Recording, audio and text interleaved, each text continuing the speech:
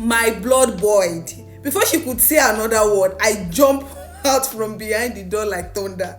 So if I didn't come, this is what you wanted to do with my husband. She screamed in short, Uche! Hi guys, welcome back to my YouTube channel. It's your girl at Fobidat. So guys, I saw the story online and I've decided to share it here. So let's dive in. My husband has a son with a woman working in my office, and I didn't get to find out until 7 years later. Sheye, do you know her or not? I shouted. He shifted nervously, avoiding my gaze. Sweat started forming on his forehead like he had just run a marathon. Yes, I know her, he mumbled, but it's not what it looks like. It happened a long time ago.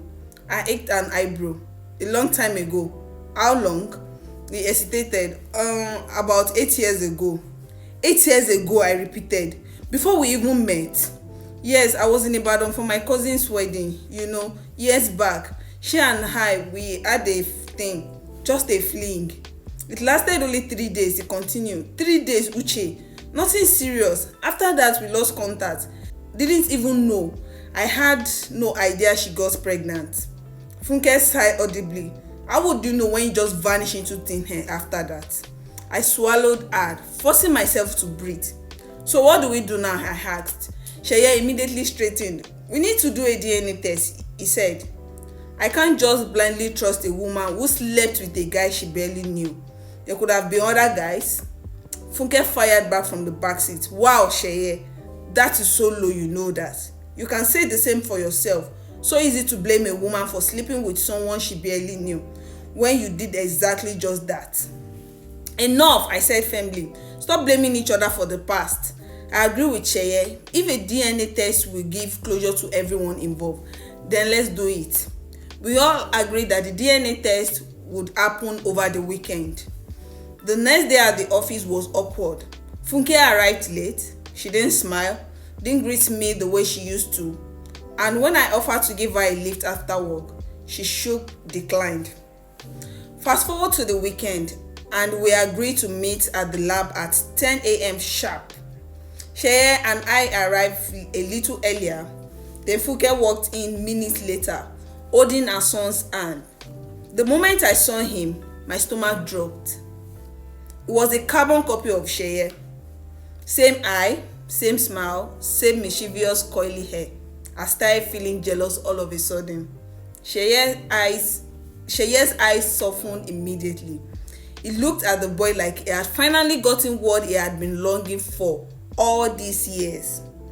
Funke, as usual, was cold.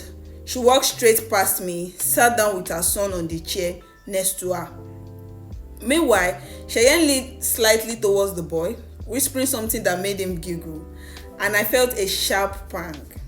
Here I was, battling infertility, praying, hoping, dreaming of holding a child that might never come. And now I was seeing him give all that love to another woman's child. A few days later, the lab called with the result. Sheye was indeed the father.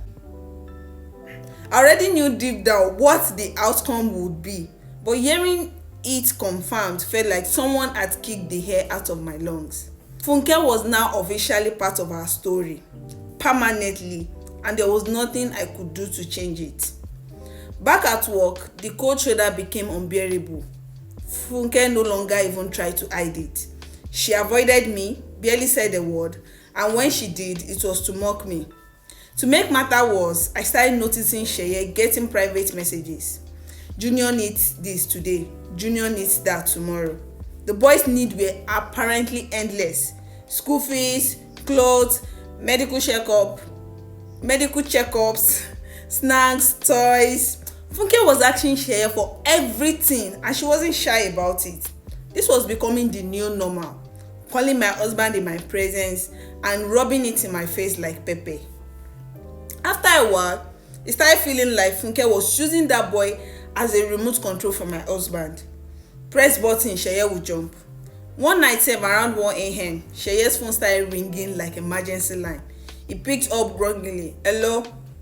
Then he suddenly sat upright. What? Junior is very sick. High fever. I immediately woke up fully. Funke's loud voice was even coming through the phone. I don't even know what to do again, Sheye. Please, come now, she was saying dramatically. I hissed quietly. This woman that raised this boy alone for 7 good years suddenly doesn't know what to do because of small fever. Sheye jumped out of bed immediately. I'm coming right now, he said, already looking for his car key. I sat up. Sheye, calm down. Why not call Uber for her to take the boy to the hospital? He looked at me like I suggested something wicked. Uche, I can't abandon my son like that. He needs me. That sentence pierced my heart. Abandon? So me nko, the jealousy eats me hard. Fine, I said sharply. I'm coming with you. We finally got there. Uche rushed to knock. The door opened and what I saw made my jaw drop. Funke was standing there in full lingering, see-through oneself with her hair nicely packed. I quickly stood behind the door before she could see me. Sheye froze. Funke, why are you dressed like this? He asked, confused. Where is Junior? She scratched her head slowly, smiling shyly. I gave him paracetamol. The fever has gone down. Sheye frowned. Then why did you say it was emergency? She moved closer to him, lowering his voice seductively. I needed you here, she whispered, pulling him slightly by the shirt. My blood boiled. Before she could say another word, I jumped out from behind the door like thunder. So if I didn't come, this is what you wanted to do with my husband? She screamed in short, Uche! I folded my hand, shaking with anger. So all this midnight emergency is just a setup, Abi? Using Junior as a bait to drag my husband here. She just kept staring without responding immediately. I knew the battle line was drawn. After we got back home that night, I turned to Sheye. You have to choose, I said. It is either me or her. He looked shocked. Uche, how can you say that? I can't abandon my son. That was it. The tears that had been holding back all night finally broke loose. So it's because I can't give you a child, right? I cried. Is that why another woman can just walk into our marriage and be doing anyhow? Is it because my womb has not answered yet? He rushed to me immediately, pulling me into his arms. No, don't talk like that. I love you. This has nothing to do with you not having kids yet. You are my wife, my partner, my everything. I'm sorry. I'm so sorry for how this has made you feel. I wiped my tears, looked him straight in the eye. Then this is how it should be going forward. From today, you stop all communication with Funke. He opened his mouth to talk, but I raised my hand. I know your son, Abi. I'm not saying you should abandon him.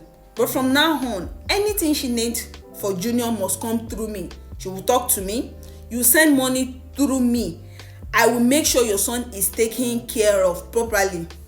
He frowned slightly. And if he needs to see you, I continue, she should bring him here. We are not going to her house again for any reason. There was a long silence. He sighed deeply. Uche, I don't want to lose you for anything. He finally said, I love you so much, and if this will give you peace, I'll do it.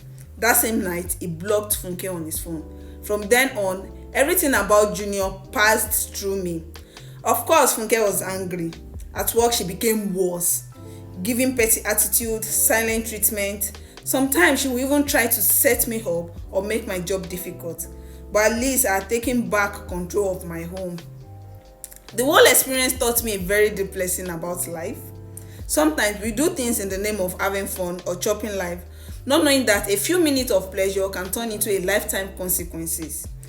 Just imagine that something Sheye did 8 years ago, though he had completely moved past and even forgotten about it, came back suddenly and almost scattered our marriage. Life has a funny way of reminding us that nothing truly stays hidden forever. So my advice to anyone reading this is simple. Be mindful of your actions, even the ones you think don't matter. The choices you make today can show up tomorrow in ways you never imagined. Protect your home, respect your partner, and always think beyond the moment.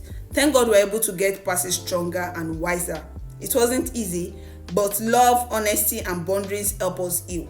And as for me, I am confident that very soon I will be back to celebrate the good news of my own baby with you, because what God cannot do does not exist. And that will be all for today. See you in my next one. Bye.